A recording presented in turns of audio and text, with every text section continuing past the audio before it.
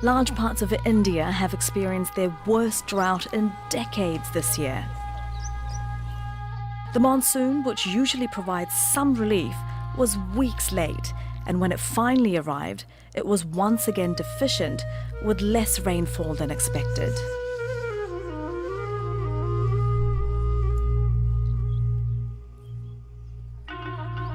"600 million Indians, that's nearly half the population, are facing acute water shortages. Despite India's economic growth in recent years, it remains one of the most unequal societies in the world, and that inequality can be seen in people's access to life's most basic necessity, water. While swimming pools and luxury hotels remain full, 3/4 of the population don't have drinking water at home. The effects of the drought are seen most clearly in rural India. 300,000 farmers have killed themselves in the past 25 years, and many more have deserted their crops to move to cities in search of work, leaving behind the elderly. Today on Talk to Al Jazeera, we travel to one of India's worst affected regions, Bid in the state of Maharashtra, to look at the impact the drought is having on people.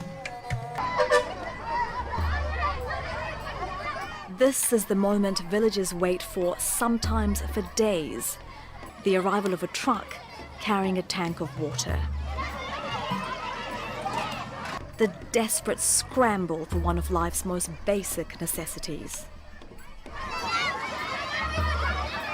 Women, men and children climb on top of the truck while it's still moving, afraid they might miss out on their share.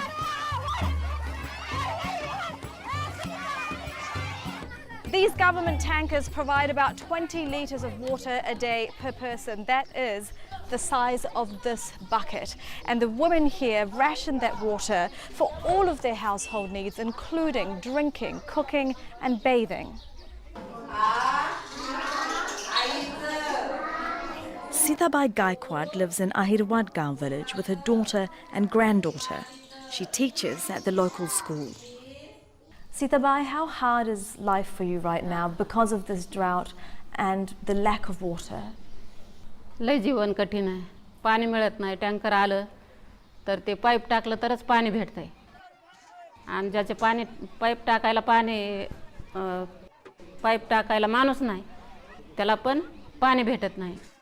म्हातारे माणसं असतात, त्यांना पण पाणी भेटत नाही. आपापल्या पुढं कुणी दुसऱ्याचा बी विचार करीत नाही. आणि थोडं 200 लिटर 150 लिटर असं पाणी भेटतं.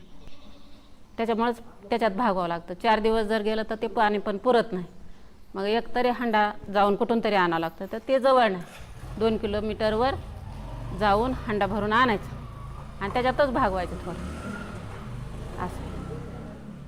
And that little bit of water that you do have, how do you use it? How much of it do you drink, cook with, bathe with, clean? ते न्हाण्यासाठी बी तेच वापरतात, पिण्यासाठी बी तेच वापरतात. पण थोडंसं त्याच्यात पर्याय की त्या दुसऱ्या भांड्यामध्ये टाकून 2 दिवस थंड होऊन ते थोडं चांगलं पाणी येते आणि त्याच्यात एक औषध टाकून आणि वापरण्याच्या पाण्यात पण औषध टाकून असं वापरतात. म्हणून ते पाणी टिकतंय 4 दिवस आणि 4 दिवसाच्या नंतर टँकर येते. They say the drought in Maharashtra is the worst in nearly 50 years and that there's less and less rainfall every monsoon. Do you see that? माणसाला पाणी नाही, जनावराला पाणी नाही, झाडाला पाणी नाही. झाडं तर पूर्ण आंब्याचे झाडं, आंब्याला फळं येतात ना, ते आंब्याचे पूर्ण झाडं वाळलेत, त्यांना पण पाणी नाही. आणि ह्या 15 दिवसामध्ये पाणी झालं पाहिजे होतं पण झालं नाही. The situation is so bad. Apart from the water tankers that come, you say, every 4 to 5 days, is the government helping you in any other way? करतात पण हे असं अर्धवट होतंय, पूर्ण होत नाही, पूर्ण सोय होत नाही. 6 गाव आहेत एवढाले मोठाले आणि त्या 6 गावाला 4 टँकर आहेत. ते 4 टँकर पुरत नाहीत. त्याच्यामुळं त्याच्यात सुद्धा वाढ झाली पाहिजे पाण्याची आणि पिण्याचं पाणी वेगळं आलं पाहिजे आणि उडविण्याचं पाणी वेगळं आलं पाहिजे. हे सगळं एकत्रच येतं आहे. त्याच्यामुळं पाणी प्यायला पाणीच नसतं. In Bede City, we meet Premchand Loda, a tanker operator who has a government contract. He manages 170 trucks which provide water to 110 villages. He takes us to one of the reservoirs where his tankers fill up. ये पानी आता है उसमें पूरा पानी आता है और वहाँ से फिर वो टैंकर इंजन से भरते हैं. And you were saying that in 2016 this reservoir was full. 2016 में ये पूरा ओवरफ्लो होकर पूरा ओवरफ्लो हुआ था. फिर उसके बाद में बारिश हुई नहीं इसलिए पानी ख़त्म हो गया है. और ये पानी पीने के लिए भी ये पानी पीने के लिए कुछ भी जाता है, कुछ बाकी काम के लिए जाता है. पीने के लिए इसमें क्या डालते हैं? इसमें बीएससी पाउडर डालते हैं. बीएससी पाउडर रख दो ना. हाँ, ब्लीचिंग पाउडर डालते हैं. Loda tells me that there's enough water in this reservoir for 15 days. 15 दिन के बाद अभी गवर्नमेंट कलेक्टर साहब उसको ये देंगे कि भाई यहाँ का पानी अगर ख़त्म हुआ है तो फिर वो दूसरा डैम में जो पानी है अभी यहाँ से 35-40 किलोमीटर पे है वो डैम, तो वहाँ से भरने के लिए फिर व्यवस्था करेंगे. हाँ, तो उनको तो पानी तो देना ही है. लोगों को क्या बगैर पानी का थोड़ी रह सकते.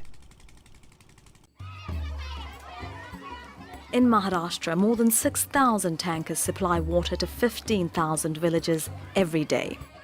The government tankers provide water for free, but many are private, making money by selling water to people and businesses. Villagers say the cost of buying water from private operators has shot up since the drought. Do you only get your water from government tankers, or are you sometimes paying tankers to come here as well?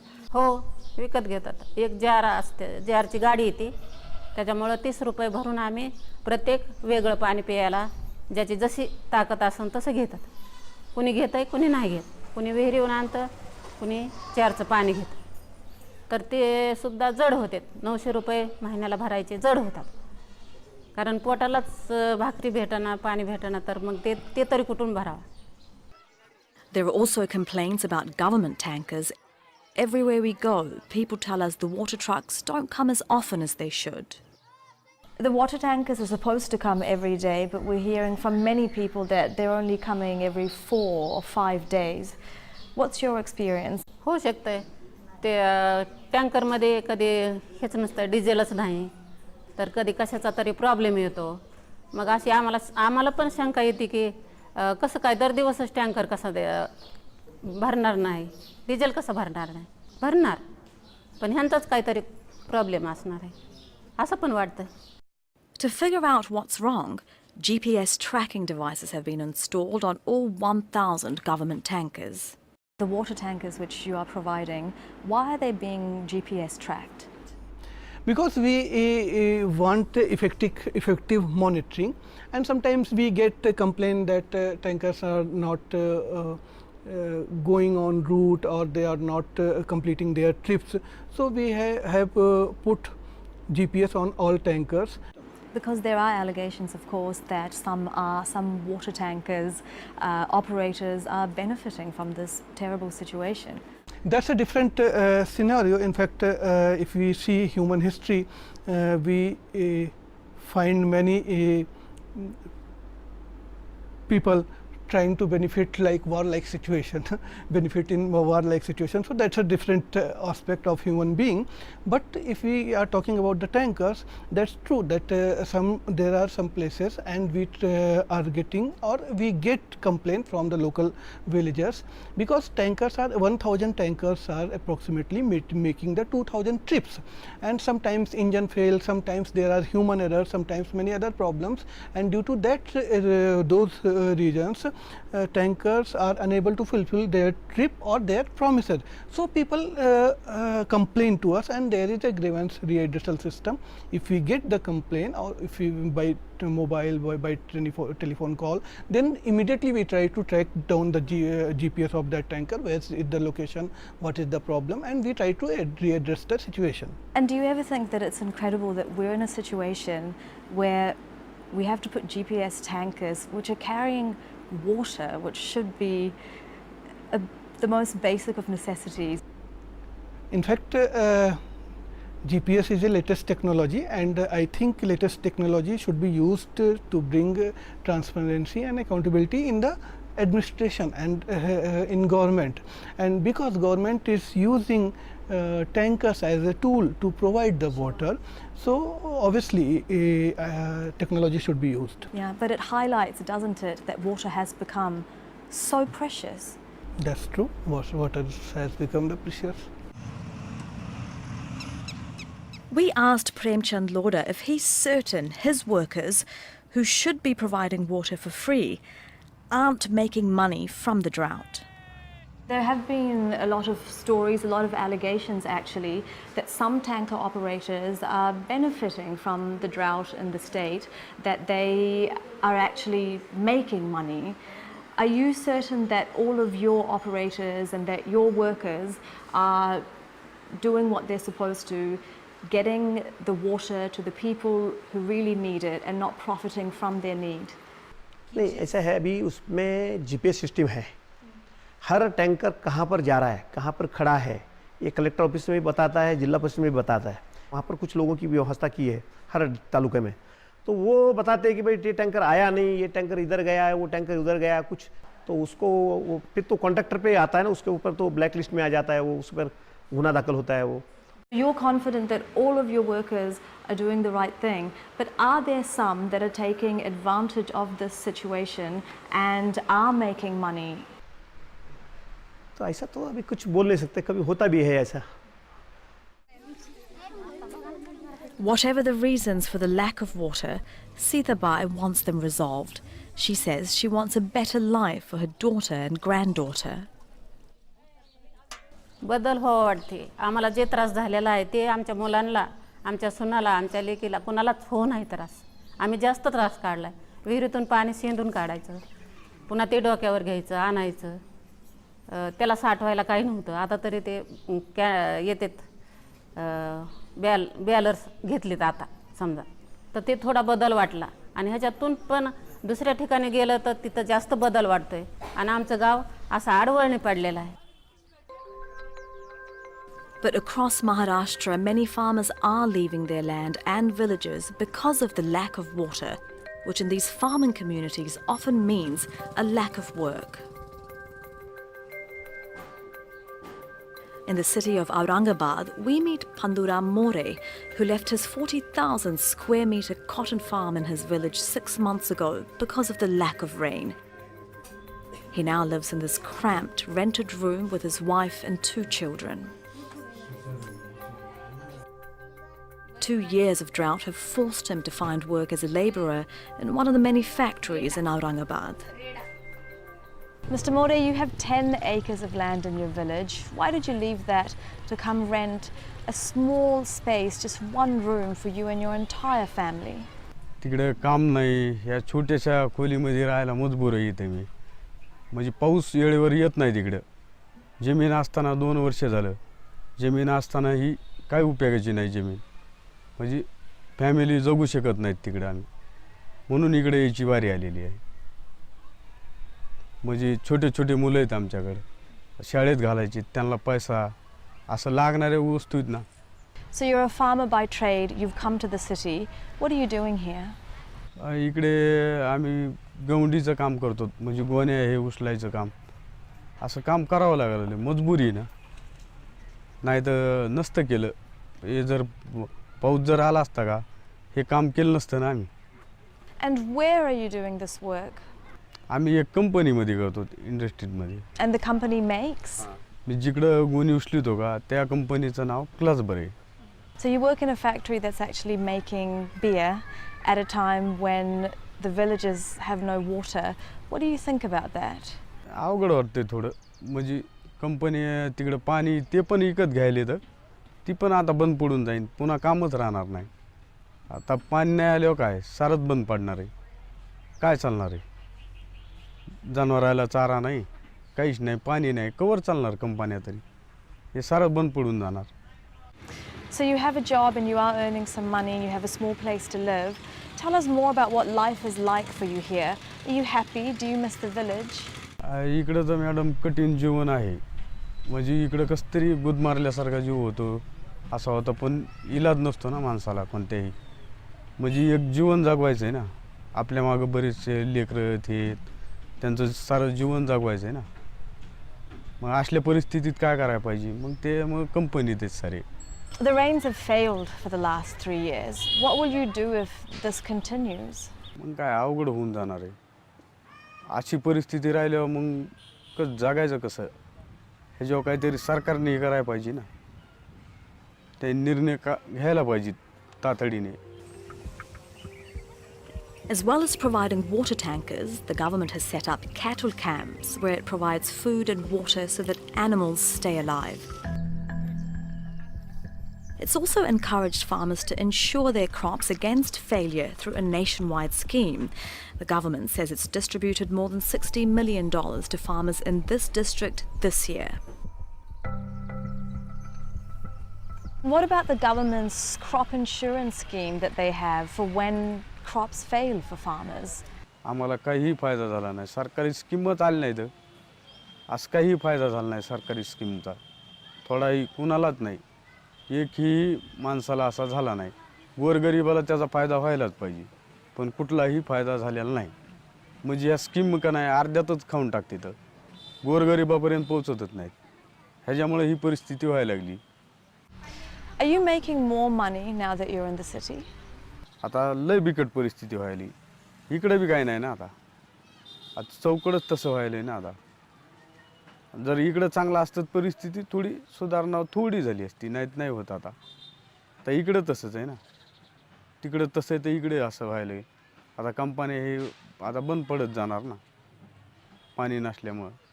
मग काय करणार काय आता.